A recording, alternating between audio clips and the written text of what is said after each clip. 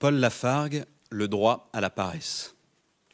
Paraissons en toutes choses, hormis en aimant et en buvant, hormis en paraissant.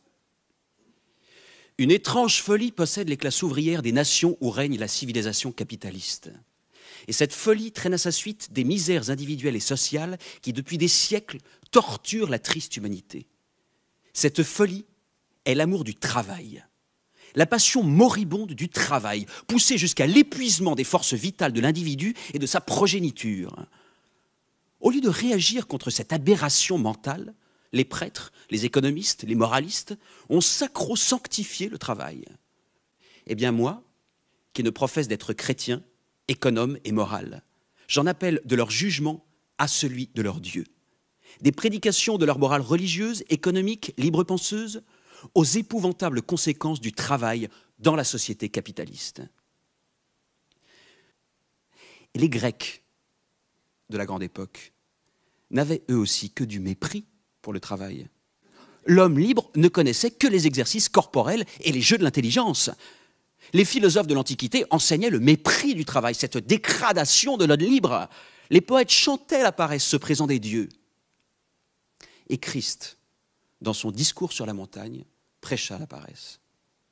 Contemplez la croissance des lys des champs.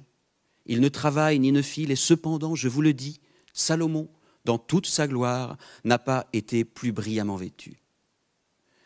Jéhovah, le Dieu barbu et rébarbatif, donne à ses adorateurs le suprême exemple de la paresse idéale. Après 6 jours de travail, il se reposa pour l'éternité.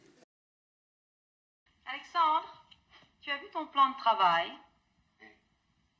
Ton plan de travail?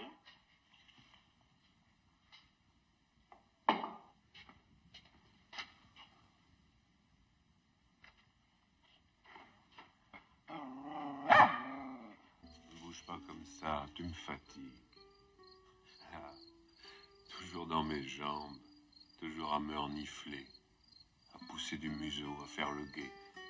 Oui, je bouge, tu dors couché en rond, je m'arrête pour attendre, te voilà en arrêt à renifler le vent.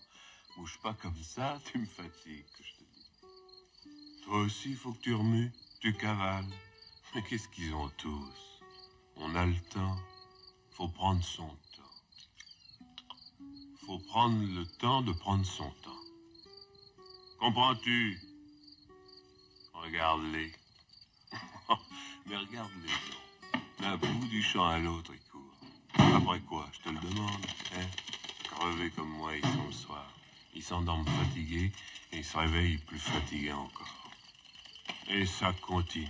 Et ça n'en finit pas de durer et d'être pareil. Oh, il y a un moment... Je sais pas, moi, mais... Je sais bien que c'est pas ça, quoi. Dis donc, son chien.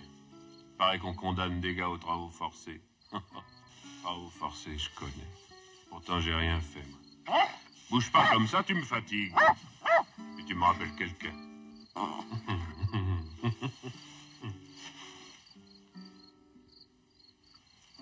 Dis donc.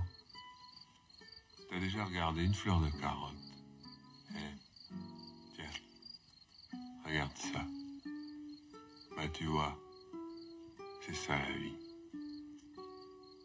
Tiens. Je m'enroule une. Puis je vais me la faire moi-même. Puis je vais prendre le temps de me la faire. Puis je vais prendre le temps de me la fumer. Et puis je vais prendre le temps d'en profiter. Et puis je vais prendre le temps